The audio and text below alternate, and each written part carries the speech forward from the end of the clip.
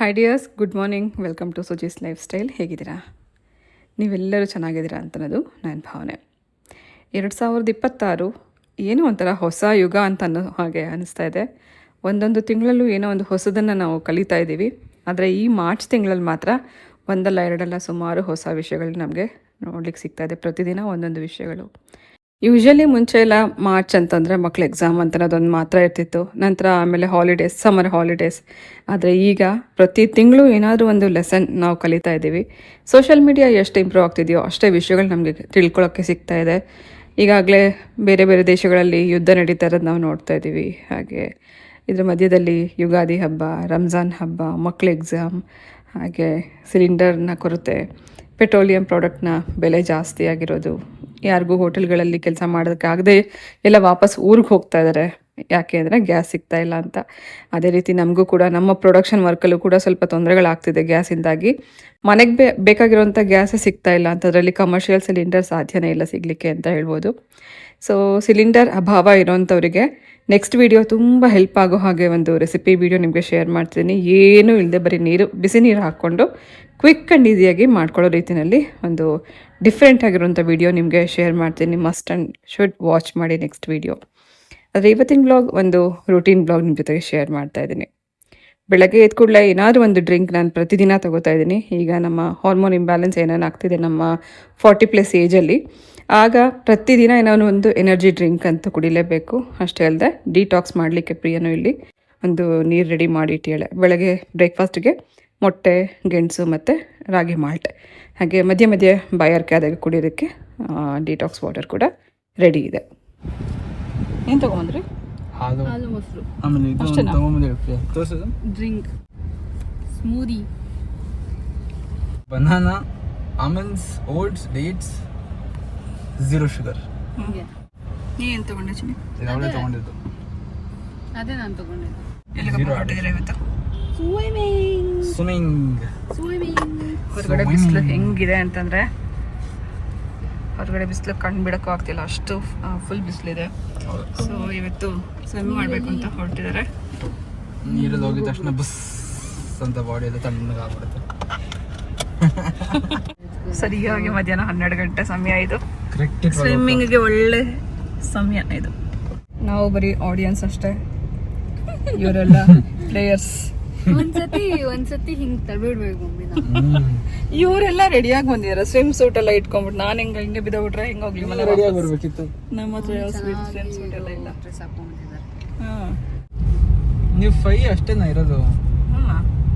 5.3 ಪ್ರಿಯಾ ಅಲ್ಲ, ಪ್ರಿಯಾ 5.1, ನೀವು 5. ನಮ್ಮ ಫ್ಯಾಮಿಲಿ ನಾನು ಒಬ್ಬನೇ ಓದ್ತಾ ಇರೋದು. ಅದು ನಾನು 5'10".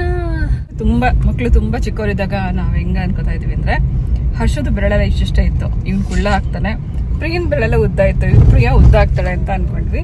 ಹೈಸ್ಕೂಲಿಗೆ ಬಂದ ತಕ್ಷಣ ಇಬ್ಬರದು ಹೆಂಗೆ ಚೇಂಜ್ ಆಯಿತು ಅಂದರೆ, ಇವ್ನು ಸರ್ ಅಂತ ತೆಂಗಿನ ಮರ ಥರ ಬೆಳೆದ್ಬಿಟ್ಟ ಹರ್ಷ. ಪ್ರಿಯನ್ ಹೈಟ್ ಬೆಳಿಲೇ ಇಲ್ಲ. ಆದರೂ ಕೂಡ ಸ್ವಿಮ್ ಮಾಡಿದ್ಲು, ಸೈಕ್ಲಿಂಗ್ ಮಾಡಿದ್ಲು, ಸ್ಕಿಪ್ಪಿಂಗ್. ಗೊತ್ತಿಲ್ಲ ಅದು ಏನಕ್ಕೆ ಹಂಗಾಯ್ತು ಅಂತ. ಸೊ ಏನು ಹೇಳ್ತಾರೆ ಅದಕ್ಕೆ, ಜೆನೆಟಿಕ್ಸ್ ಪ್ರಭಾವ ಇರಬೇಕು. ಹಾಗಾಗಿ ನಾವು ಚಿಕ್ಕವರೆಲ್ಲ ಅನ್ಕೋತೀವಿ ಇವ್ರು ದೊಡ್ಡವರು, ಇವ್ರು ಬೆಳೆದ ಮೇಲೆ ಅದು ಉದ್ದ ಆಗ್ತಾರೆ ಅಂತ. ಅನ್ಕೊಳಕ್ಕೆ ಆಗಲ್ಲ, ಅದು ಗ್ರೋತ್ ಟೈಮ್ ಹೆಂಗೆ ಚೇಂಜ್ ಆಗುತ್ತೆ ಹೇಳೋಕ್ಕಾಗಲ್ಲ. ಸೊ ಹರ್ಷಿತ್ ಉದ್ದ ಆದ, ಪ್ರಿಯ ಚಿಕ್ಕವಳು. ನಾನು ಸುಮ್ಮನೆ ಉದ್ದ ಆಗಲಿಲ್ಲ, ನಾನು ದಿನ ಸ್ಕಿಪ್ಪಿಂಗ್ ಮಾಡ್ತಿದ್ದೆ.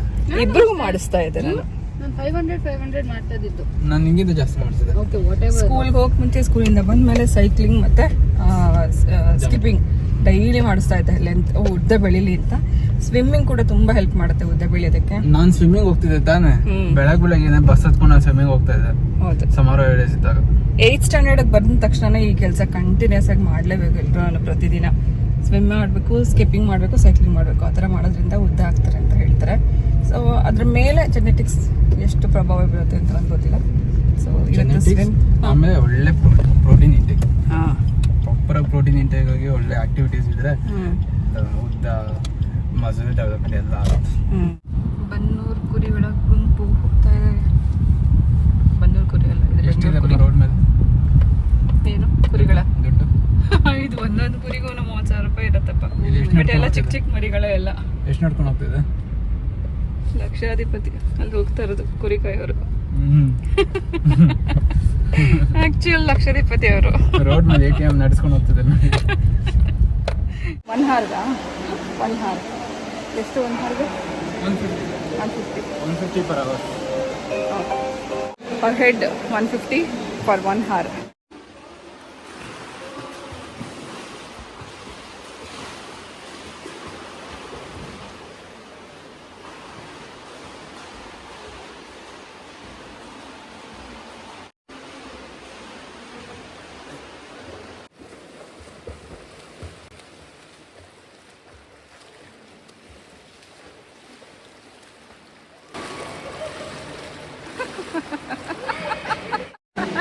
ಇದು 3 ಫೀಟ್ ಇದೆ ಈ ಕಡೆ, ಅಲ್ಲಿ 6 ಫೀಟ್ ಇದೆ. ಅಷ್ಟು 6 ಫೀಟ್ ಕಡೆಗೆ ಹೇಳ್ಕೊಂಡು ಹೋಗ್ತಾ ಇದ್ದೀನಿ. ರೆಡಿ? 1 2 3.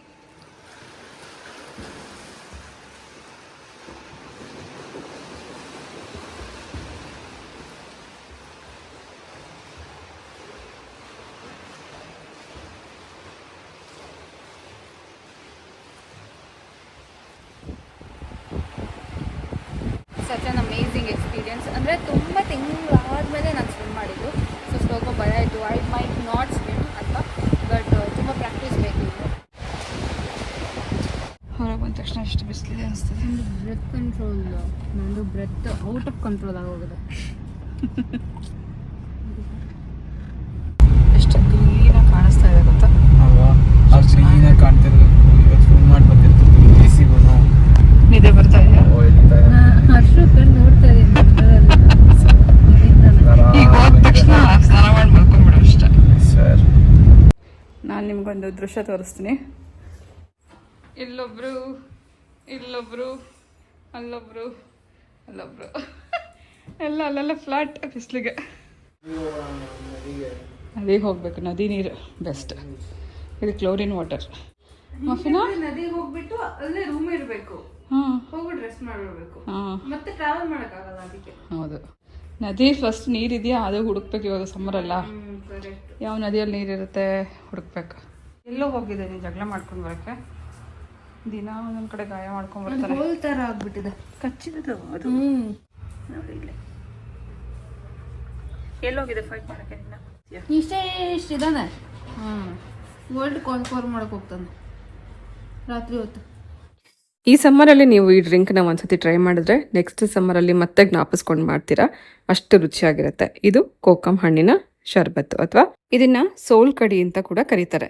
ಸೊ ಸೋಲ್ ಕಡಿ ಮಾಡೋದಕ್ಕೆ ಮೊದಲನೇದಾಗಿ ಕೋಕಮ್ ಹಣ್ಣಿನ ಸಿಪ್ಪೆನ ಬಿಸಿನೀರಲ್ಲಿ ಸ್ವಲ್ಪ ಹೊತ್ತು ನೆನೆಸಿಟ್ಕೋಬೇಕು. ಇದು ನಿಮಗೆ ಬ್ಲಿಂಕಿಟಲ್ಲೂ ಸಿಗುತ್ತೆ ಅಥವಾ ಅಮೆಝಾನಲ್ಲಿ ಕೂಡ ಸಿಗುತ್ತೆ. ಕೋಕಮ್ ಹಣ್ಣಿನ ಸಿಪ್ಪೆನ ಬಿಸಿನೀರಲ್ಲಿ ಒಂದು ಸ್ವಲ್ಪ ಹೊತ್ತು ನೆನೆಸಿಟ್ಕೊಳ್ಳೋಣ. ಅಷ್ಟರಲ್ಲಿ ಮಿಕ್ಸಿ ಜಾರಲ್ಲಿ ಸ್ವಲ್ಪ ಹಸಿ ಕಾಯಿ ತುರಿ, ಸ್ವಲ್ಪ ಬೆಳ್ಳುಳ್ಳಿ, ಮೆಣಸಿನ್ಕಾಯಿ, ಬೀಟ್ರೂಟ್ ಅದು ಕಲರ್ಗೋಸ್ಕರ, ಹಾಗೆ ಜೀರಿಗೆ, ಉಪ್ಪು, ಬ್ಲ್ಯಾಕ್ ಸಾಲ್ಟ್ ಮತ್ತು ಬೆಲ್ಲ ಒಂದು ಸ್ವಲ್ಪ ಹಾಕ್ಕೊಂಡ್ರೆ ಸಾಕು. ಇದಿಷ್ಟನ್ನು ಫಸ್ಟು ತರಿಯಾಗಿ ರುಬ್ಕೊಂಡ ನಂತರ ಒಂದು ಸ್ವಲ್ಪ ನೀರು ಹಾಕಿ ನುಣ್ಣಗೆ ರುಬ್ಬಿಟ್ಕೋಬೇಕು. ಕೋಕಮ್ ಹಣ್ಣಿನ ಸಿಪ್ಪೆನಲ್ಲಿ ಹುಳಿನೂ ಇರುತ್ತೆ, ಹಾಗೆ ಒಂದು ಒಳ್ಳೆ ಕಲರು ಇರುತ್ತೆ. ನಂತರ ಇದನ್ನು ಶೋಧಿಸ್ಕೊಂಡು ಇದಕ್ಕೆ ಕಾಯಿ ರುಬ್ಬಿರೋದನ್ನ ಹಾಕಿ ಶೋಧಿಸ್ಕೊಳ್ಳೋಣ. ನಾನು ಇದನ್ನು ಮತ್ತೆ ಇನ್ನೊಂದು ಸ್ವಲ್ಪ ನೀರು ಹಾಕ್ಕೊಂಡು 2 ಸತಿ ಗ್ರೈಂಡ್ ಮಾಡ್ಕೊಂಡಿದ್ದೀನಿ. ತುಂಬ ಜಾಸ್ತಿ ಸಕ್ಕರೆ ಎಲ್ಲ ಹಾಕಿ ಮಾಡ್ಕೊಂಡು ಕುಡಿಯುವಂಥ ಜ್ಯೂಸ್ಗಿಂತಲೂ ಇದು ಎಷ್ಟು ಒಳ್ಳೇದಂದರೆ ಆರೋಗ್ಯಕ್ಕೂ ಒಳ್ಳೆಯದು, ಡೈಜೆಷನ್ಗೂ ತುಂಬ ಒಳ್ಳೆಯದು. ಸೊ ರುಚಿಯಾಗಿರುವಂಥ ಕೋಕಮ್ ಹಣ್ಣಿನ ಶರ್ಬತ್ ರೆಡಿ ಆಯಿತು. ಲಾಸ್ಟಲ್ಲಿ ಇದಕ್ಕೆ ಐಸ್ ಕ್ಯೂಬ್ ಮತ್ತು ಕಟ್ ಮಾಡಿರೋ ಕೊತ್ತಂಬರಿ ಹಾಕಿ ಸರ್ವ್ ಮಾಡ್ಬೋದು. ನೀವು ಇದಕ್ಕೆ ಬೇಕಾದ್ರೆ ಜಿಂಜರ್ ಕೂಡ ಹಾಕೋಬೋದು. ಈ ರೀತಿ ಮಾಡುವಂಥ ಶರ್ಬತ್ ನೀವು ಊಟದ ನಂತರ ಕುಡಿಬೋದು, ಅಥವಾ ದಾಹ ಅಂತ ಅನಿಸ್ದಾಗಲೂ ಕೂಡ ಕುಡಿಬೋದು. ತುಂಬ ಚೆನ್ನಾಗಿರುತ್ತೆ. ಅದೇ ಕೋಕಮ್ ಹಣ್ಣಿನ ಜ್ಯೂಸ್ನ ಉಪಯೋಗಿಸ್ಕೊಂಡು ರಸಮ್ ಮಾಡ್ತಾಯಿದ್ದೀನಿ. ಸ್ವಲ್ಪ ಹೊತ್ತು ಫಸ್ಟ್ ಬಿಸಿನೀರಲ್ಲಿ ನೆನೆಸಿಟ್ಕೋಬೇಕು, ಅಥವಾ ಸ್ವಲ್ಪ ಹೊತ್ತು ಕುದಿಸ್ಕೋಬೇಕು. ಕುದಿಸೋದ್ರಿಂದ ಕೂಡ ಇದರ ರಸ ಬರುತ್ತೆ, ಹಾಗೆ ಕಲರ್ ನೋಡಿ ಎಷ್ಟು ಚೆನ್ನಾಗಿ ಬರುತ್ತೆ ಅಂತ. 1-2 ನಿಮಿಷ ಇದನ್ನು ಕುದಿ ಬಂದ ನಂತರ ಶೋಧಿಸಿಟ್ಕೊಂಡು ನಂತರ ಇನ್ನು ಒಗ್ಗರಣೆ ಮಾಡ್ಕೊಂಡ್ರೆ ಅದು ಹಿಡೀರಾಗಿ 2 ನಿಮಿಷದಲ್ಲಿ ನಿಮಗೆ ರಸಮ್ ರೆಡಿ ಆಗುತ್ತೆ. ಹುಣಸೆ ಹಣ್ಣಿನ ಬದಲಾಗಿ ನೀವು ಇದನ್ನು ಕೋಕಮ್ನ ಉಪಯೋಗಿಸ್ಕೋಬೋದು. ಇದರಲ್ಲೇ ಹುಳಿ ಅಂಶ ಇರೋದ್ರಿಂದ ನಾನು ಟೊಮೆಟೊ ಆಗಲಿ ಹುಣಸೆ ಹಣ್ಣಾಗಲಿ ಉಪಯೋಗಿಸ್ತಾ ಇಲ್ಲ. ಒಗ್ಗರಣೆಗೋಸ್ಕರ ಸ್ವಲ್ಪ ತುಪ್ಪದಲ್ಲಿ ಕಟ್ ಮಾಡಿರೋಂಥ ಬೆಳ್ಳುಳ್ಳಿ, ಸ್ವಲ್ಪ ಸಾಸಿವೆ, ಹಾಗೆ ಜೀರಿಗೆ ಪುಡಿ ಇದನ್ನೆಲ್ಲ ಹಾಕಿ ಒಗ್ಗರಣೆ ಮಾಡ್ಕೊಳ್ಳೋಣ. ಕರಿಬೇವು ಹಾಕಿ ಬೆಳ್ಳುಳ್ಳಿ ಕೆಂಪಗಾಗೋವರೆಗೂ ಹುರ್ಕೊಂಡ ನಂತರ ನಾನು ಇದಕ್ಕೆ ಒಂದು ಅರ್ಧ ಸ್ಪೂನಷ್ಟು ಜೀರಿಗೆ ಪುಡಿ ಹಾಕಿದ್ದೀನಿ. ನಂತರ ಖಾರಕ್ಕೆ ಬೇಕಾಗುವಷ್ಟು ಖಾರದ ಪುಡಿ ಹಾಕಿ ರೆಡಿ ಮಾಡಿಕೊಂಡಿರುವಂಥ ಕೋಕಮ್ ನೀರನ್ನು ಹಾಕೋಣ. ಇದಕ್ಕೆ ನಮಗೆ ರಸಮ್ಗೆ ಎಷ್ಟು ಬೇಕು ಅಂತ ನೋಡಿಕೊಂಡು ನೀರು ಅಡ್ಜಸ್ಟ್ ಮಾಡಿಕೊಂಡು ಉಪ್ಪು ಖಾರ ಎಲ್ಲ ಟೇಸ್ಟ್ ಚೆಕ್ ಮಾಡಿಕೊಂಡು ಒಂದೇ ಒಂದು ಕುದಿ ಕುದಿಸ್ಕೋಬೇಕು. ಏನು ರಸಮ್ನ ಜಾಸ್ತಿ ಹೊತ್ತು ಕುದಿಸೋಕೆ ಹೋಗಬಾರ್ದು. ಟೇಸ್ಟ್ ಬ್ಯಾಲೆನ್ಸ್ ಮಾಡೋಕ್ಕೆ ನಾನು ಒಂದು ಸ್ವಲ್ಪ ಬೆಲ್ಲ ಹಾಕಿದ್ದೀನಿ. ಇದು ಆಪ್ಷನಲ್, ಬೇಕಿದ್ರೆ ಹಾಕ್ಕೋಬೋದು.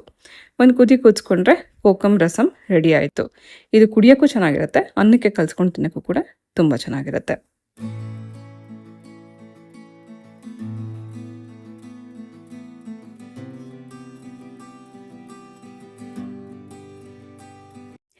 ಈ ಸ್ಟವ್ ನಾನು ಲಾಸ್ಟ್ ವಿಡಿಯೋದಲ್ಲಿ ನಮ್ಮ ಶೂಟ್ ಟೈಮಲ್ಲಿ, ಅಂದರೆ ಪ್ರಾಡಕ್ಟ್ ಶೂಟ್ ಟೈಮಲ್ಲಿ ಉಪಯೋಗಿಸಿದಾಗ ಸುಮಾರು 2-3 ಜನ ಕೇಳಿದ್ರು, ಈ ಸ್ಟವ್ ಹೇಗೆ, ಇದರ ಲಿಂಕ್ ಕೊಡಿ ಅಂತೆಲ್ಲ ಕೇಳಿದರು. ಆ್ಯಕ್ಚುಲಿ ಇದು ಒಂದು ಟ್ರಾವೆಲ್ ಫ್ರೆಂಡ್ಲಿ ಸ್ಟವ್ ಅಂತಲೇ ಹೇಳ್ಬೋದು.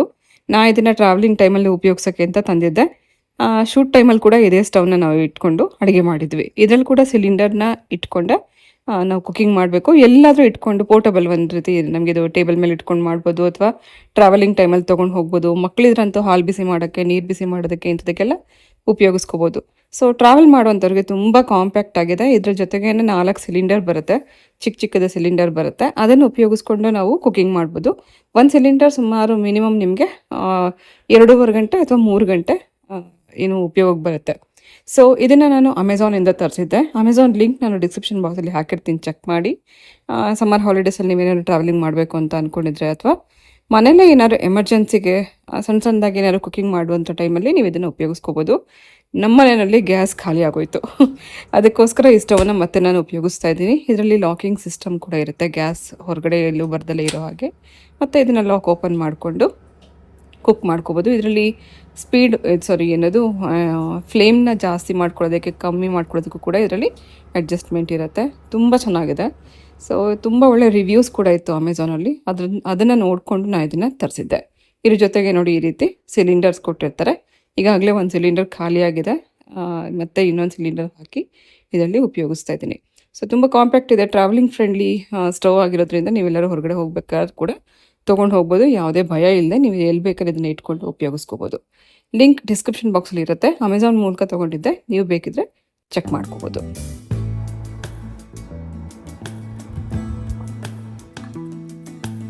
ಇವತ್ತು 3ನೇ ದಿನ ನಾನು ವಾಕ್ ಸ್ಟಾರ್ಟ್ ಮಾಡಿ.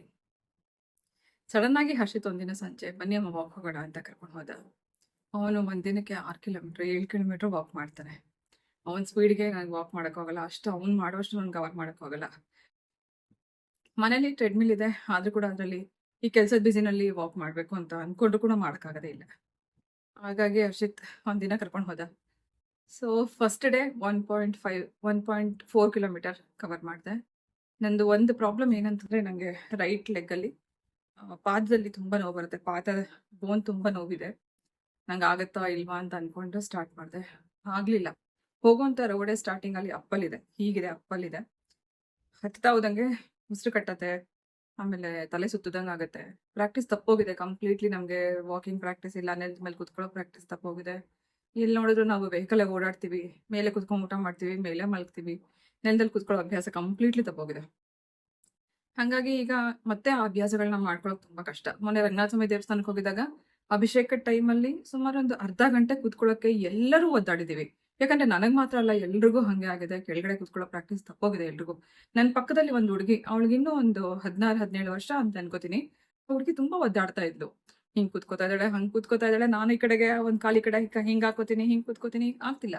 ಅಭಿಷೇಕ ನೋಡ್ತಾ ಇದ್ದೀವಿ, ಬಟ್ ನಮಗೆ ಕಾನ್ಸಂಟ್ರೇಟ್ ಮಾಡೋಕ್ಕಾಗ್ತಿಲ್ಲ, ಭಕ್ತಿಯಿಂದ ಅದು ನೋಡೋಕ್ಕಾಗ್ತಿಲ್ಲ. ಕಾಲು ಅಷ್ಟು ನೋವ್ತಾ ಇದೆ ಎಲ್ಲರಿಗೂ. ನಮ್ಮ ತಂದೆಗೂ ಕೂಡ, ಅವರು ಯಾವತ್ತೂ ಕೆಳಗಡೆ ಕುತ್ಕೊಂಡು ಪ್ರಾಕ್ಟೀಸ್ ಇಲ್ಲ. ಒಂದು ಆಪ್ರೇಷನ್ ಆದ್ಮೇಲೆ ಅವರು ಅವತ್ತು ಕುತ್ಕೊಂಡು ಎದ್ದಿದ್ದು ಅವ್ರಿಗೆ ಎಲ್ರಿಗೂ ಅವತ್ತು ಅಷ್ಟೊತ್ತು ಕುತ್ಕೊಂಡಿದ್ದೆ ಹೆಚ್ಚು ಅಂತ ಹೇಳ್ಬೋದು, ಅರ್ಧ ಗಂಟೆ. ಆ ಹುಡುಗಿ ಅವ್ರ ಅಮ್ಮಗೆ ಹೇಳ್ತಾಳೆ, ಅಮ್ಮ ಕಾಲು ನೋವ್ತಿದೆ ಅಂತ. ನಾನು ಅವಳಿಗೆ ಹೇಳ್ದೆ, ನೀನು ಇಷ್ಟು ಚಿಕ್ಕ ವಯಸ್ಸು ಇವಾಗಲೇ ಕಾಲು ನೋವಂತಿದ್ಯಾ ಅಂತ. ಯಾರಿಗೂ ಇಲ್ಲ, ಅಭ್ಯಾಸ ತಪ್ಪೋಗಿದೆ. ಹಂಗಾಗಿ ಇವಾಗ ಹರ್ಷಿತ್ ನಂಗೆ ಈಗಾಗಲೇ 3 ದಿನದಿಂದ ವಾಕಿಂಗ್ ಮಾಡಿಸ್ತಾ ಇದ್ದಾನೆ. ಸಂಜೆ ಹೊತ್ತು, ಸಂಜೆ 7:30 ಇಂದ 8:30 ನಮ್ಮದು ವಾಕಿಂಗ್ ಟೈಮ್ ಇರುತ್ತೆ. ಆದಷ್ಟು ಬೆಳಗ್ಗೆ ಹೊತ್ತು ವಾಕಿಂಗ್ ಹೋಗಬೇಕು. ಇಷ್ಟೊತ್ತಲ್ಲಿ ಹೋದರೆ ಎಲ್ಲ ಸ್ಟ್ರೀಟ್ ಸೈಡಲ್ಲಿ ಸ್ನ್ಯಾಕ್ಸ್ ಅಂಗಡಿಗಳು, ಆ ಕಡೆಯಿಂದ ಒಂದು ಕಡೆ ಪಾನಿಪುರಿ ಸ್ಮೆಲ್ ಬರ್ತಿರತ್ತೆ, ಇನ್ನೊಂದು ಕಡೆ ಜೋಳದ ಸ್ಮೆಲ್ ಬರ್ತಿರತ್ತೆ, ಇನ್ನೊಂದು ಕಡೆ ಬಜ್ಜಿ ಬೋಂಡ ಸ್ಮೆಲ್. ಈ ಥರ ಸ್ಮೆಲ್ ಜೊತೆಗೆ ತಿನ್ನೋರೇ ಜಾಸ್ತಿ. ರೋಡ್ ತುಂಬ ಬರೀ ಸ್ಟ್ರೀಟ್ ಫುಡ್ ತಿನ್ನೋರೇ ಜಾಸ್ತಿ ಇರ್ತಾರೆ. ಅವ್ರ ಮಧ್ಯೆ ಕ್ರಾಸ್ ಮಾಡಿಕೊಂಡು ನಾವು ವಾಕಿಂಗ್ ಮಾಡೋಕ್ಕೆ ಹೋಗೋದು, ಜೊತೆಗೆ ಟ್ರಾಫಿಕ್ ಇದೆಲ್ಲ ಇದ್ದಾಗ ಹೇಳ್ಬೇಕಂದ್ರೆ ಸಂಜೆ ಹೊತ್ತೆ ಜಾಸ್ತಿ ಸ್ಟ್ರೀಟಲ್ಲೆಲ್ಲ ಜನಗಳು ಜಾಸ್ತಿ ಕಾಣಿಸೋದು. ಇವಾಗ ಬೇಸಿಗೆ ಆಗಿರೋದ್ರಿಂದ ಎಲ್ಲ ಹೊರಗಡೆ ಬರ್ತಾರೆ. ಸೊ ಇಂಥ ಟೈಮಲ್ಲಿ ವಾಕಿಂಗ್ ಮಾಡೋದು ಸ್ವಲ್ಪ ಕಷ್ಟ. ಆದರೂ ಕೂಡ ನಾವು ಎಲ್ಲೆಲ್ಲಿ ಖಾಲಿ ಇರುತ್ತೆ ಅಂತ ರೋಡ್ನ ಹುಡ್ಕೊಂಡು ವಾಕ್ ಮಾಡೋಕ್ಕೆ ಹೋಗ್ತೀವಿ. ಬಟ್ ಫಸ್ಟ್ ಡೇ 1.4 ಕಿಲೋಮೀಟರ್ ಹೋದೆ. Next day 1.7. ಇವತ್ತು 2 ಕಿಲೋಮೀಟರ್ ಕವರ್ ಮಾಡಿದೆ. ನನಗದು ಹೆಂಗೆ ಅಂದರೆ ಇನ್ನೂ ಜಾಸ್ತಿ ಮಾಡಬೇಕಂತ ಆಸೆ ಇದೆ. ಬಟ್ ಕಾಲ್ನ ಒಂದು ಕಾರಣ ಕುತ್ಕೋಬೇಕು ಅಂತ ಅನ್ಸುತ್ತೆ. ಬಟ್ ಹರ್ಷಿತ್ ಹೇಳಿದ್ದು ಒಂದ್ಸತಿ ಸ್ಟಾರ್ಟ್ ಮಾಡಿದ್ಮೇಲೆ ಕಂಪ್ಲೀಟಾಗಿ ಮುಗಿಸೋವರೆಗೂ ಕುತ್ಕೋಬೇಡಿ, ಎಲ್ಲೂ ಕುತ್ಕೋಬೇಡಿ, ಬೇಕಾದ್ರೆ ಸ್ಲೋ ಮಾಡಿ, ಆನಂತರ ಸ್ವಲ್ಪ ಸುಧಾರಿಸ್ಕೊಂಡು ಸ್ಪೀಡ್ ಮಾಡಿ ಅಂತ ಹೇಳಿ. ಬಟ್ ಫಸ್ಟ್ ಡೇ ನಾನು ಸ್ವಲ್ಪ ಜಾಸ್ತಿ ಬಾಯಲ್ಲಿ ಉಸಿರಾಡೋದ್ರಿಂದ ಕೆಮ್ಮು ಜಾಸ್ತಿ ಬಂತು. ಸೊ ಸ್ವಲ್ಪ ಇವಾಗ ನಾನು ಸ್ವಲ್ಪ ಸ್ಪೀಡ್ ಜಾಸ್ತಿ ಮಾಡ್ತಿದ್ದೀನಿ. ಆಮೇಲೆ 3 ದಿನ ಇನ್ನೂ ಆಗಿರೋದು. 2 ಕಿಲೋಮೀಟರ್ ಇವತ್ತು ಕವರ್ ಮಾಡಿದೆ. ಇವಾಗಷ್ಟೇ ಬಂದು ಕುತ್ಕೊಂಡೆ. ಮಕ್ಳಿಬ್ರು ಕೂಡ ಇನ್ನೂ ಸ್ವಲ್ಪ ಜಾಸ್ತಿ ವಾಕ್ ಮಾಡ್ಲಿಕ್ಕೆ ಹೋದ್ರು. ಒಂದು 5 ಕಿಲೋಮೀಟರ್ ವಾಕ್ ಮಾಡ್ತಾರೆ ಇಬ್ರು. ಇವತ್ತು ಸ್ವಿಮ್ಮಿಂಗ್ ಕೂಡ ಹೋಗಿ ಬಂದ್ವಿ. ಸ್ವಿಮ್ಮಿಂಗ್, ವಾಕಿಂಗ್ ಇದೆಲ್ಲ ಆಯಿತು. ಅದ್ರ ಜೊತೆಗೆ ಡಯಟ್ ಫುಡ್ ಇದೆಲ್ಲ ಇದ್ದೇ ಇರುತ್ತೆ. ಇವಾಗ ನಾನು ಹೇಳಕ್ಕೆ ಕುತ್ಕೊಂಡಿದ್ದ ವಿಷಯ ಏನಂತ ಬೇರೆನೇ ಇದೆ. ನಾನು ಈ ವಾಕಿಂಗ್ ಬಗ್ಗೆ ಸ್ಟಾರ್ಟ್ ಮಾಡಿದೆ. ನಮ್ಮವರೇ ನಮ್ಮನ್ನ ದೂರ ಮಾಡಿದಾಗ ಕೆಲವು ಸತಿ ಏನಾಗುತ್ತೆ ಅಂತಂದ್ರೆ ಜೀವನನೇ ಬೇಡ ಅಂತ ಅನ್ನೋ ಒಂದು ಡಿಸಿಷನ್ಗೆ ಬಂದು ಎಷ್ಟೋ ಸತಿ ಸಾಕು ಈ ಲೈಫ್ನ ಇಲ್ಲಿಗೆ ಎಂಡ್ ಮಾಡ್ಕೋಬೇಕು ಅನ್ನೋ ಒಂದು ನಿರ್ಧಾರಕ್ಕೆ ಎಷ್ಟೋ ಸತಿ ನಾವು ಬಂದ್ಬಿಟ್ಟಿರ್ತೀವಿ. ಇವತ್ತು ನನಗೆ ಒಂದೇ ದಿನ 3 ಕಾಲ್ ಬಂತು. ನಮ್ಮ ಸಬ್ಸ್ಕ್ರೈಬರ್ಸ್, ನಮ್ಮ ಕಸ್ಟಮರ್ಸ್ 2 ಕೂಡ. ಸೊ ಒಬ್ರು ಫೋನ್ ಮಾಡಿದ್ರು ಶಿವಮೊಗ್ಗದಿಂದ. ಅವರು ಹೇಳಿದ್ರು, ನಾನು ನಿಮ್ಮ ಸಬ್ಸ್ಕ್ರೈಬರ್, ನನಗೆ ಇಬ್ಬರನ್ನ ಮಾತ್ರ ನಾನು ಫಾಲೋ ಮಾಡ್ತೀನಿ, ಅದರಲ್ಲಿ ನೀವು ಒಬ್ರು. ನಂಗೆ ಯೂಟ್ಯೂಬ್ ಜಾಸ್ತಿ ಯಾರನ್ನೂ ಫಾಲೋ ಮಾಡಲ್ಲ, ನಿಮ್ಮೊಬ್ರದ್ದು ಮಾತ್ರ ನಾನು ಬ್ಲಾಗ್ ನೋಡ್ತೀನಿ ಅಂತ ಹೇಳಿದ್ರು. ಇನ್ನೊಬ್ರದ್ದು ಬ್ಲಾಗ್ ನೋಡ್ತೀನಿ ಅಂತ ಹೇಳಿದ್ರು. ಸೊ ಅವ್ರು ತುಂಬಾ ವರ್ಷಗಳಿಂದೆಲ್ಲ ಸುಮಾರು ಜನ ಫಾಲೋ ಮಾಡ್ತಿರೋರೆಲ್ಲ ಹೇಳ್ತಾರೆ, ನಿಮ್ಮ ಬ್ಲಾಗ್ ನಂಗೆ ತುಂಬಾ ಇಷ್ಟ ಆಗುತ್ತೆ. ಸುಮಾರು ಜನ ಈ ಥರ ಒಬ್ರು ಇಬ್ಬರಲ್ಲ ಸುಮಾರು ಜನ ಹೇಳ್ತಾರೆ, ಕಮೆಂಟ್ ಅಲ್ಲಿ ಹೇಳ್ತಾರೆ. ಅದಲ್ಲದೆ ಕೆಲವರು ಫೋನ್ ಮಾಡಿ ಅವರ ಒಪಿನಿಯನ್ ಶೇರ್ ಮಾಡ್ಕೊಂಡಾಗ ನಿಮ್ಮ ಬ್ಲಾಗ್ ನಮ್ಗೆ ತುಂಬಾ ಇಷ್ಟ ಆಗುತ್ತೆ, ತುಂಬಾ ಫೆಮಿಲಿಯರ್ ಆಗಿ ಮಾತಾಡಿದಾಗ ನಂಗೆ ತುಂಬಾ ಖುಷಿ ಆಗುತ್ತೆ. ಈ ಒಂದು ಡಿಸಿಷನ್ ನಾನು ತಗೊಂಡಿದ್ದು, ಯೂಟ್ಯೂಬ್ ಮಾಡ್ಲಿಕ್ಕೆ ಡಿಸಿಷನ್ ನಾನು ತಗೊಂಡಿದ್ದು, ನನಗೆ ಅದು ಎಷ್ಟೇ ಸಬ್ಸ್ಕ್ರೈಬರ್ ಇರಲಿ, ಎಷ್ಟೇ ಫಾಲೋವರ್ಸ್ ಇರಲಿ, ಅಥವಾ ಎಷ್ಟೇ ವ್ಯೂಸ್ ಬರಲಿ, ಬಟ್ ತುಂಬಾ ಪ್ರೀತಿ ಕೊಡುವಂಥ ಜನ ನಮ್ಗೆ ಸಿಕ್ಕಿದ್ರಲ್ಲ. ನಮ್ಮವರು ಅಂತ ರಕ್ತ ಸಂಬಂಧ ನಮ್ಮನ್ನು ದೂರ ಮಾಡೋದು ಕೂಡ ಯಾವುದೇ ಸಂಬಂಧ ಇಲ್ಲದಲೇ ಇರೋರು ನಮ್ಗೆ ಅಷ್ಟು ಪ್ರೀತಿ ಕೊಟ್ರಲ್ಲ ಅಂತ ಅನ್ನೋದೇ ನನಗೆ ತುಂಬಾ ಖುಷಿ ಆಗುತ್ತೆ. ಇವತ್ತು 3 ಜನ ಕಾಲ್ ಮಾಡಿದ್ರು ಅಂತ ಹೇಳಿದ್ನ, ಅದರಲ್ಲಿ ಶೋಭಾ ಅಂತನವರು ಶಿವಮೊಗ್ಗದಿಂದ ಕಾಲ್ ಮಾಡಿದ್ರು. ಆ ನಂತರ ಇನ್ನೊಬ್ರು ಫೋನ್ ಮಾಡಿದ್ರು, ಅವರು ಕೂಡ ನಾನು ನಿಮ್ಮನ್ನ ಮೀಟ್ ಮಾಡ್ಬೇಕು ಅಂತ ಅನ್ಸುತ್ತೆ. ಎಷ್ಟು ಜನ ಹೀಗೆ ಕಮೆಂಟ್ ಅಲ್ಲಿ ಮೀಟ್ ಮಾಡ್ಬೇಕು ಅಂತ ಅನ್ಸುತ್ತೆ. ಎಲ್ಲ ಒಂಥರ ಮನ್ಸಿಗೆ ಎಲ್ಲೋ ಒಂಥರ ಕನೆಕ್ಟ್ ಆಗಿ ಹೋಗ್ತೀವಿ. ಒಂದೊಂದ್ಸತಿ ಒಂದೊಂದು ಬ್ಲಾಗ್ ಅಲ್ಲಿ ನಾನು ಮಾತಾಡುವಾಗ ಸುಮಾರು ಜನ ಹೇಳೋದೇನಂದ್ರೆ, ನಾನು ನಿಮ್ಮನ್ನ ಒಂದ್ಸತಿ ಏನಾದ್ರು ಮೀಟ್ ಮಾಡ್ಬೇಕು, ಮಾತಾಡ್ಸ್ಬೇಕು ಅಂತ ಅನ್ನೋದು. ಅದು ಯಾತಕ್ಕೆ ಗೊತ್ತಿಲ್ಲ. ನಮ್ಮ ಹತ್ರ ಏನು ಇಲ್ಲ ಅಂತಂದ್ರೂ ಕೂಡ ಎಲ್ಲೋ ಒಂದ್ಸತಿ ಮನ್ಸಿಗೆ ನಮ್ಗದು ಹತ್ರ ಅಂತ ಅನ್ಸಿದಾಗ ಹೋಗ್ಬೇಕು, ಮಾತಾಡ್ಸ್ಬೇಕು, ಮೀಟ್ ಮಾಡ್ಬೇಕು ಅಂತ ಅನ್ನೋ ಒಂದು ಭಾವನೆ ಬರುತ್ತೆ. ಇಷ್ಟೊಂದು ಪ್ರೀತಿ ಇಟ್ಕೊಂಡಿರೋಂಥ ನನ್ನೆಲ್ಲ ಸಬ್ಸ್ಕ್ರೈಬರ್ಸ್ಗೂ ನನಗೆ ಥ್ಯಾಂಕ್ ಯು ಹೇಳಕ್ ಇಷ್ಟಪಡ್ತೀನಿ. ನನ್ನ ಸಬ್ಸ್ಕ್ರೈಬರ್ ಅಂತ ಹೇಳಕ್ಕಿಂತಲೂ ನನ್ನ ಫ್ಯಾಮಿಲಿಯವರು ಅಂತಾನೆ ನಾನು ಹೇಳ್ಕೊಳಕ್ ಇಷ್ಟಪಡ್ತೀನಿ. ಚೈತ್ರ ಅಂತ ಅನ್ನೋರು, ಅವ್ರು ಕೇಟರಿಂಗ್ ಸರ್ವಿಸ್ ಮಾಡ್ತಿದ್ದಾರೆ. ಸುಮಾರು ಒಂದಿನಕ್ಕೆ 50 ಊಟ ಕೊಡ್ತೀವಿ, ನಾನು ಒಬ್ಳೆ ಮಾಡ್ತೀನಿ, ಯಾರು ಹೆಲ್ಪರ್ ಇಲ್ಲ ಅಂತೆಲ್ಲ ಹೇಳ್ತಾ ಇದ್ರು. ಇನ್ನೂ ಒಂದು ಉತ್ಸಾಹ ಅವ್ರಿಗೆ, ಇನ್ನೂ ಮಾಡ್ಬೇಕು ಅಂತ ಅನ್ನೋದು. ಹಾಗೆ ನನ್ನ ಮೀಟ್ ಮಾಡ್ಬೇಕು ಅಂತ ಹೇಳಿದ್ರು. ಈ ತರ ನಮ್ಮನ್ನ ಯಾರೋ ಇನ್ಸ್ಪಿರೇಷನ್ ಆಗಿ ತಗೊಂಡು ಅವ್ರು ಏನೋ ಒಂದು ಮಾಡ್ತಿದಾರಲ್ಲ, ಅಚೀವ್ ಮಾಡ್ತಿದಾರಲ್ಲ, ಅದೆಲ್ಲ ನಿಜಕ್ಕೂ ಒಂದು ಸಣ್ಣ ವಿಷಯ ಖಂಡಿತ ಅಲ್ವೇ ಇಲ್ಲ. ಪ್ರತಿದಿನ ಒಂದು ಫ್ಯಾಮಿಲಿನ ಮೇಂಟೈನ್ ಮಾಡ್ತಾ ಈ ತರ ಒಂದು ಬಿಸ್ನೆಸ್ ಮಾಡ್ಕೊಂಡು ಜೀವನ ಮಾಡೋದಿದೆಯಲ್ಲ, ನಿಜಕ್ಕೂ ಇದು ದೊಡ್ಡ ವಿಷಯ ಅಂತಾನೆ ಹೇಳ್ಬೋದು. ಇನ್ನೊಬ್ರು ಬೃಂದ ಅಂತ ಒಬ್ರು ಮೆಸೇಜ್ ಮಾಡಿದ್ರು. ನಾನು ಅವ್ರ ಜೊತೆಗೆ ಒಂದು ಸಣ್ಣ ಕೊಲಾಬ್ರೇಷನ್ ಮಾಡಿದ್ದೆ. ಮನೇಲಿ ಕೂತ್ಕೊಂಡು ಹೇಗೆ ಝೀರೋ ಇನ್ವೆಸ್ಟ್ಮೆಂಟ್ ಇಲ್ಲದೆ ಹೇಗೆ ನಮ್ಮ ಸಣ್ಣ ಒಂದು ಸಂಪಾದನೆ ಹೇಗೆ ಮಾಡ್ಕೋಬಹುದು ಅಂತ ಅನ್ನೋದಕ್ಕೆ ಒಂದು ಕೊಲಾಬ್ರೇಷನ್ ಮಾಡಿದ್ದೆ ಬ್ಯಾಗ್ಸ್ ಬಗ್ಗೆ. ಸೊ ಮನೇಲಿ ಕೂತ್ಕೊಂಡು ಬ್ಯಾಗ್ ಹೊಲಿಯೋದಾಗ್ಲಿ ಅಥವಾ ರೀಸೆಲ್ಲಿಂಗ್ ಬಿಸ್ನೆಸ್ ಬಗ್ಗೆ ನಾನೊಂದು ವಿಡಿಯೋ ಮಾಡಿದ್ದೆ. ಅವ್ರ ಕಾಂಟ್ಯಾಕ್ಟ್ ನಂಬರ್ ಶೇರ್ ಮಾಡಿದಾಗ ಸುಮಾರು ಜನ ಅವ್ರನ್ನ ಕಾಂಟ್ಯಾಕ್ಟ್ ಮಾಡಿ ಅವ್ರು ಮನೇಲಿ ಕೂತ್ಕೊಂಡು ಸಣ್ಣ ಬಿಸ್ನೆಸ್ ಮಾಡಿ ಅವ್ರಿಗೆ ಒಂದೊಂದು ಸಣ್ಣ ಅಮೌಂಟ್ನ ಅರ್ನ್ ಮಾಡೋದನ್ನ ಕಲ್ತಿದಾರಲ್ಲ, ಅದನ್ನೆಲ್ಲ ನೋಡಿದಾಗ ಅವರು ನನಗೆ ವಾಪಸ್ ಮತ್ತೆ ಏನೋ ಮೆಸೇಜ್ ಮಾಡಿದ್ರು, ಈ ತರ ನಿಮ್ ಬ್ಲಾಗ್ ನೋಡಿ ಈ ತರ ಸುಮಾರು ಜನ ಬಿಸ್ನೆಸ್ ಮಾಡ್ತಾ ಇವತ್ತು ಹಿಂಗೆಲ್ಲ ನಂಗೆ ಫಸ್ಟ್ ಪೇಮೆಂಟ್ ಬಂದಿದೆ ಅಂತೆಲ್ಲ ನಂಗೆ ಮೆಸೇಜ್ ಕಳ್ಸಿದ್ದಾರೆ. ಖುಷಿ ಆಯ್ತು, ನಿಮ್ಮಿಂದ ನನ್ಗೆ ಈ ತರದೊಂದು ಈ ಬಿಸ್ನೆಸ್ ನಾನು ಇಂಪ್ರೂವ್ ಮಾಡ್ಲಿಕ್ಕೆ ಹೆಲ್ಪ್ ಆಯ್ತು ಅಂತ ಅವ್ರು ಹೇಳಿದಾಗ ನಂಗೆ ತುಂಬಾನೇ ಖುಷಿ ಆಯ್ತು. ಯಾರಿಗೂ ಒಬ್ರಿಗೆ ನಮ್ಮಿಂದ ಇನ್ನೊಬ್ರಿಗೆ ಅನುಕೂಲ ಆಗ್ತಿದೆಯಲ್ಲ, ನಮ್ ಕೈಲಿ ದುಡ್ಡು ಕೊಡಕ್ಕಾಗಲ್ಲ, ಕಾಸು ಕೊಡಕ್ಕಾಗಲ್ಲ, ಅಥವಾ ಏನೋ ನಾವು ಕೊಡೋದ್ ಬೇಡ, ಈ ತರದ ಒಂದು ಸಣ್ಣ ಪುಟ್ಟ ಹೆಲ್ಪ್ ಇದೆಯಲ್ಲ, ಅದು ರಕ್ತ ಸಂಬಂಧದಲ್ಲಿ ಯಾರು ನಮ್ಗೆ ಮಾಡೋದೇ ಇಲ್ಲ ಬಿಡಿ. ಆ ತರ ಹೇಳೋದಕ್ಕೆ ನನ್ ನಿಜಕ್ಕೂ ಬೇಜಾರಾಗತ್ತೆ. ಎಷ್ಟೇ ಕಷ್ಟದಲ್ಲಿದ್ರು ಕೂತ್ಕೊಂಡು ದೂರದಲ್ಲಿ ಕೂತ್ಕೊಂಡು ಬೇಕಾದಷ್ಟು ಮಾತಾಡ್ತಾರೆ ಅಥವಾ ಬೇಕಾದಷ್ಟು ಆಡ್ಕೋತಾರೆ ಅನ್ನೋದು ಬಿಟ್ರೆ ನಮ್ಗೆ ಸಹಾಯ ಮಾಡೋಕೆ ಯಾರು ಬರಲ್ಲ. ಸೊ ಈ ತರ ಒಂದು ಸಣ್ಣ ಪುಟ್ಟ ಒಂದು ಸಹಾಯ ಮಾಡುವಂತದ್ದಾಗ್ಲಿ ಅಥವಾ ಒಂದು ಹೆಲ್ಪಿಂಗ್ ನೇಚರ್ ಅಂತ ಇರೋದೇನಿದೆ, ಹೀಗೆ ನಮ್ಗೆ ಯಾರು ಸಂಬಂಧ ಇಲ್ಲದವರೇ ಮಾಡ್ತಾರೆ ಅಂತ ಹೇಳೋದಕ್ಕೆ ಇದೊಂದು ಮುಖ್ಯ ಕಾರಣ ಅಂತ ಹೇಳಕ್ ಇಷ್ಟಪಡ್ತೀನಿ. ಸೊ ನಮ್ಗೆ ತೋರಿಕೆ ಬೇಡ, ಆಡಂಬರ ಬೇಡ, ಅಥವಾ ಬೇರೆ ಏನೇನೋ ದುಡ್ಡು ಕಾಸು ಕೊಡೋದು ಬೇಡ. ಈ ತರದೊಂದು ಸಣ್ಣ ಪ್ರೀತಿ, ಒಂದು ಪ್ರೋತ್ಸಾಹ ಇದೆಯಲ್ಲ, ಅದು ಮುಖ್ಯವಾಗಿ ಬೇಕಾಗಿರೋದು. ಇವಾಗ ನಾನೇನ ಮಾಡಕ್ ಸ್ಟಾರ್ಟ್ ಮಾಡಿದ್ದೀನಿ, ಇದು ಮೆನೋಪಾಸ್ ಟೈಮಲ್ಲಿ ಸುಮಾರು ನಮ್ಮ ಒಂದು ಹೆಲ್ತ್ ಅಲ್ಲಿ ಫ್ಲಕ್ಚುಯೇಟ್ ಆಗ್ತಿರುತ್ತೆ, ಹಾರ್ಮೋನ್ ಇಂಬ್ಯಾಲೆನ್ಸ್ ಆಗ್ತಿರುತ್ತೆ, ಬೋನ್ ಸ್ಟ್ರೆಂತ್ ಕಮ್ಮಿ ಆಗುತ್ತೆ, ಮಸಲ್ ಲಾಸ್ ಆಗುತ್ತೆ, ಹಾಗೆ ನಿದ್ದೆ ಕಮ್ಮಿ ಆಗುತ್ತೆ, ಮತ್ತೆ ಎನರ್ಜಿ ಕಮ್ಮಿ ಆಗುತ್ತೆ. ಇಂಥ ಟೈಮಲ್ಲಿ ನಮ್ಮನ್ನ ನಾವು ಮೋಟಿವೇಟ್ ಮಾಡ್ಕೊಂಡು ನಮ್ಮ ಎನರ್ಜಿ ನಾವು ಕಾಪಾಡ್ಕೊತಾ ನಮ್ಮ ಹೆಲ್ತೇ ನಮ್ಗೆ ಇವಾಗ ದೊಡ್ಡ ಆಸ್ತಿ. ಆ ಆಸ್ತಿನ ಉಳಿಸ್ಕೊಡೋದೇ ತುಂಬಾ ದೊಡ್ಡ ವಿಷಯ. ಬೇಕಾದಷ್ಟು ಕಮಿಟ್ಮೆಂಟ್ಸ್ ಇದೆ, ಕಮಿಟ್ಮೆಂಟ್ಸ್ನೆಲ್ಲ ನಾನು ಮುಗಿಸ್ಬೇಕು ಅಂತಂದ್ರೆ ನನ್ನ ಹೆಲ್ತ್ ನನಗೆ ತುಂಬಾ ಮುಖ್ಯ ಆಗುತ್ತೆ. ಬಿಸ್ನೆಸ್ನ ಮೇಂಟೈನ್ ಮಾಡ್ತಾ ಫ್ಯಾಮಿಲಿನ ನೋಡ್ಕೋತಾ ನಾನು ಯೂಟ್ಯೂಬ್ನ ಕೂಡ ನಾನು ಹೀಗೆ ಮುಂದುವರ್ಸ್ಕೊಂಡು ಹೋಗ್ತೀನಿ ಅಂತ ನಿಮ್ಮೆಲ್ಲರಿಗೂ ನಾನು ಪ್ರಾಮಿಸ್ ಮಾಡ್ತೀನಿ. ಸೊ ಮೀಟ್ ಮಾಡಬೇಕು ಅಂತ ಅನ್ನೋ ಪ್ರತಿಯೊಬ್ಬರಿಗೂ ನಾನು ಕೇಳ್ಕೊಳ್ಳೋದು ಇಷ್ಟೇ, ಒಂದಲ್ಲ ಒಂದಿನ ಖಂಡಿತ ನಾವೆಲ್ಲರೂ ಮೀಟ್ ಮಾಡೋಣ.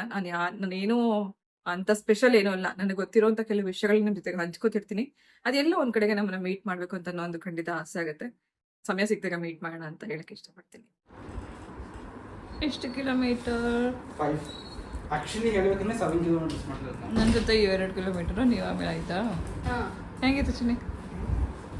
ನೀನು ಪೂರ್ತಿ ಮಾಡಿದ್ಯಾ? ಮಾಡೋದು ಸ್ವಿಮ್ಮಿಂಗು ಮಾಡಿ ಇವತ್ತು 5 ಕಿಲೋಮೀಟರ್ ಕವರ್ ಮಾಡಿದ್ದು. ವೆರಿ ಗುಡ್, ಥ್ಯಾಂಕ್ ಯು ಅಶೋಪಟ. ಸೊ ಡಿಯರ್ಸ್, ಇದು ಇವತ್ತಿನ ವ್ಲಾಗ್ ಆಗಿತ್ತು. ಇವತ್ತಿನ ಈ ವ್ಲಾಗ್ ನಿಮ್ಮೆಲ್ಲರಿಗೂ ಇಷ್ಟ ಆಗಿದೆ ಅಂತ ಭಾವಿಸ್ತೀನಿ. ವಿಡಿಯೋ ಇಷ್ಟ ಆಗಿದೆ ಪ್ಲೀಸ್ ಲೈಕ್ ಮಾಡಿ, ಶೇರ್ ಮಾಡಿ, ಸಬ್ಸ್ಕ್ರೈಬ್ ಮಾಡ್ಕೊಂಡು ನೋಡಿ. ಹಾಗೆ ನಿಮ್ಮ ಫ್ರೆಂಡ್ಸ್ ಅಂಡ್ ಫ್ಯಾಮಿಲಿಗೆ ನನ್ನ ವಿಡಿಯೋನ ಶೇರ್ ಮಾಡಿ ಅಂತ ಹೇಳ್ತಾ ಇವತ್ತಿನ ಈ ಬ್ಲಾಗ್ ಜೊತೆಗೆ ನಾನು ಹೊರಡ್ತಾ ಇದ್ದೀನಿ. ಮತ್ತೆ ಸಿಗ್ತೀನಿ ನಾಳೆ ಇನ್ನೊಂದು ಇಂಟ್ರೆಸ್ಟಿಂಗ್ ಆಗಿರುವಂಥ ಬ್ಲಾಗ್ ಜೊತೆಗೆ. ಬರಲಾ?